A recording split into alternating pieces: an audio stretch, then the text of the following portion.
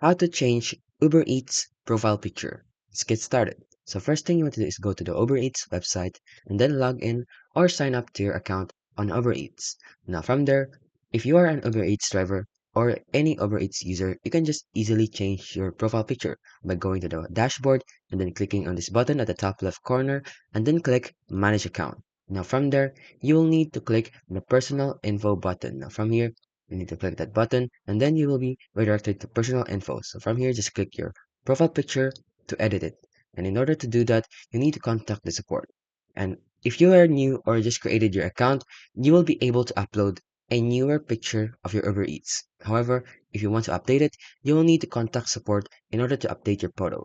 And that's for some privacy in current and connections of the Uber Eats privacy settings. So that's how you change your profile picture by contacting the support, and you won't be able to do that if you don't contact the support.